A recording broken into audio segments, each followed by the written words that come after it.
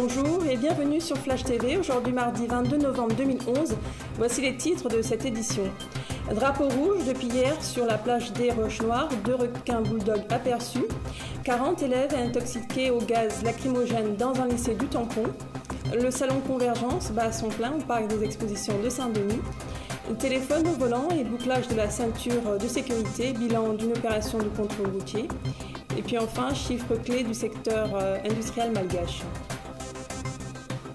Hier, à la mi-journée, à 400 mètres du rivage de la plage des Roches-Noires et en pleine opération de marquage en apnée, les plongeurs ont aperçu 2 requins bulldogs. Le drapeau rouge est donc hissé depuis hier et la baignade à nouveau interdite. La houle et la turbidité de l'eau expliquent en partie la présence des squales près des zones de baignade. Pas de marquage par les 2 plongeurs au cours de l'opération d'hier. Suite à l'émanation d'un gaz lacrymogène, 40 élèves du lycée Roland-Garros du Tampon ont dû être médicalisés, dont 10 évacués au CHSR de Saint-Pierre.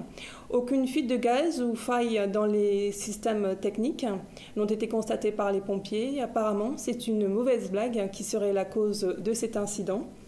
Les cours ont repris ce matin, une enquête débute. Politique commune, cohésion territoriale, nouveau cadre, c'est de cela dont il était question hier au cours du séminaire Convergence, consacré à la programmation 2014-2020 des fonds européens. Une table ronde réunissait hier après-midi les spécialistes de l'approche plurifonds. Ici l'intervention de Lucille Rossin, chef de la cellule Europe et membre du secrétariat général pour les affaires régionales de la Guadeloupe. Ce séminaire se poursuit jusqu'à demain avec des visites de terrain, notamment la route des Tamarins, financée en partie par les fonds européens. 209, c'est le nombre de PV dressés sur les 1128 automobilistes contrôlés par les gendarmes le 15 novembre dernier, au cours d'une opération ciblée sur l'utilisation du téléphone portable et sur le port de la ceinture de sécurité. Bilan détaillé de ces infractions.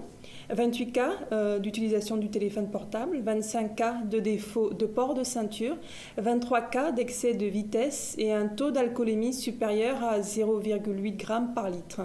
Ces comportements à risque sont en hausse et expliquent l'augmentation des accidents corporels et des tués sur nos routes. Ce type d'opération de contrôle sera renouvelé et amplifié. Vigilance et civisme sont donc de mise. Madagascar, aujourd'hui, de nos confrères de Viva Événements, les chiffres clés du secteur industriel. Selon les statistiques du dernier trimestre 2010, 32% des sociétés membres du CIM ont procédé à un chômage technique, 21% ont fermé leur usine et 40% ont procédé à une compression de leur personnel. Des chiffres clairs qui montrent l'état de santé du secteur économique à Madagascar actuellement, mais cela ne date pas d'hier. Les opérateurs n'ont cessé d'interpeller nos dirigeants pour qu'ils soutiennent le secteur industriel, mais en vain, toujours selon les CIM. Or, même si la majorité des entreprises malgaches ne peuvent fonctionner qu'à 50% de leur capacité, les industriels, notamment ceux membres du CIM, ont fait entrer près de 200 millions de dollars d'impôts et de taxes dans la caisse de l'État.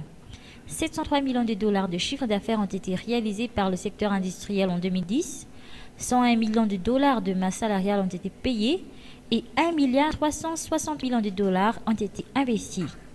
Le CIM pointe du doigt nos dirigeants successifs qui, selon ce syndicat, n'ont jamais encouragé l'industrie nationale et ont appliqué des demi-mesures.